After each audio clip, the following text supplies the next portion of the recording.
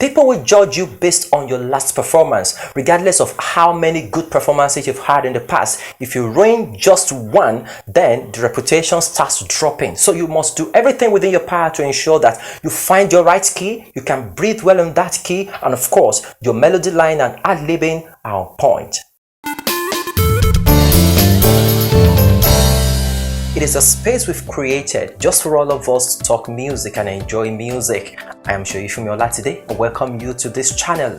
You really wonder what happened to your voice when you get on stage and it's totally different from what you did before you get to the stage.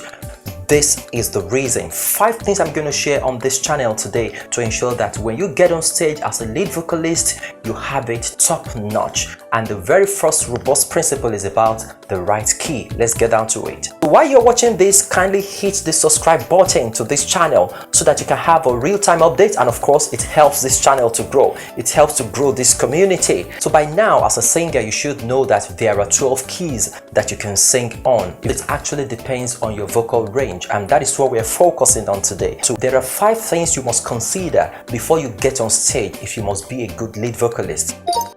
The very first one we are talking about right now is the fact that you must know the melody line of the song right. As a lead singer, you should know by now that you take your songs based on the melody line. If you're going to do ad-libs, then you can probably breeze in and out and just do some stuff with your timing. But basically, you must be sure that you know the melody line right. So it's not professional for you as a singer that you get on stage and your instrumentalist starts looking for your keys here and there, up and down, like some of my friends will say. So really what happens is that you must have taken a convenient key, a very great key that you can breathe on, that you can swim in for that particular session. So if you fail to pick your key ahead of your performance, then this saying that says that if you fail to plan, you're planning to fail will be applicable to you, because there's no magic in music. It's garbage in, garbage out. If you prepare well, you're going to have it well. But if it's the other way around, it's just going to show. So it is not professional for you as a singer that you start your song, then every other instrument starts finding your key, trying to build the music. No, get your key right before you get on stage. No matter how short your performance is going to be, 2 minutes, 3 minutes, 30 seconds, you are aware of the fact that you are going to have that performance ahead of time, not impromptu. Even if it's impromptu, there is still a little space you can have a whispering with the keyboardist or whoever is on the keys that give me this key, or let's check it out with this key. Or better still, you can download a piano app on your phone. You can access this very quickly than going to the keyboardist, so you find your key before that time. Still on the first point, that if you're singing a song that has both high and low octaves in the same song, then you need to find it right. This is where it happens. You find the highest note on that song, then pick your key from it. You don't pick your key with the lowest note, no. So let's take this as an example. If I'm singing, have you heard what the Lord has done? He has destroyed the works of Satan. He has given us victory. That's why we sing, oh say it.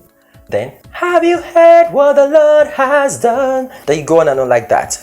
If you must pick your key for that particular song, you realize that that song spans 2 octaves.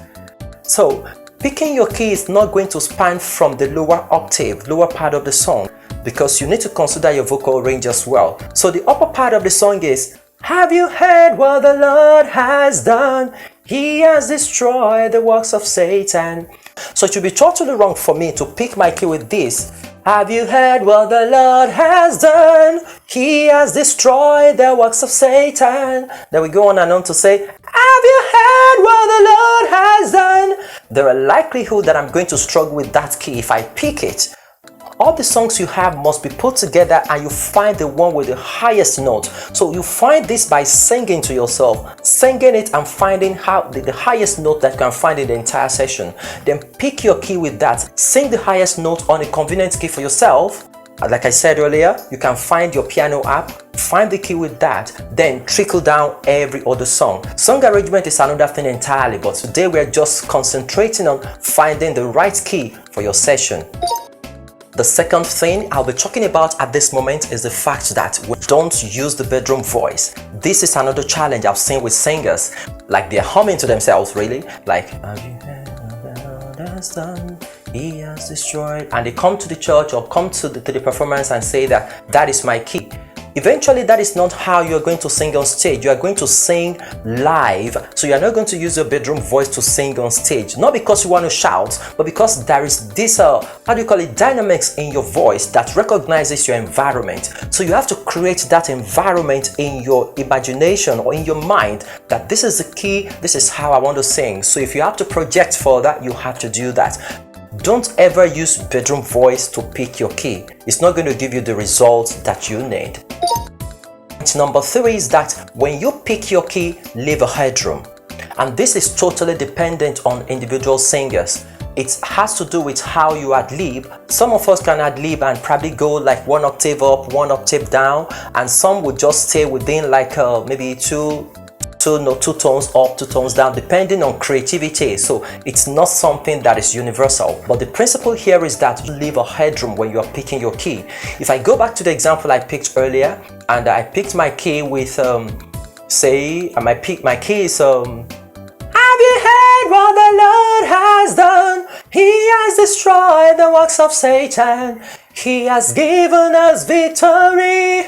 That's why we sing, oh say yeah. So my ad-libs should be like, oh say yeah. Then I should be able to go up like, oh say yeah. But I really want to go, oh say yeah.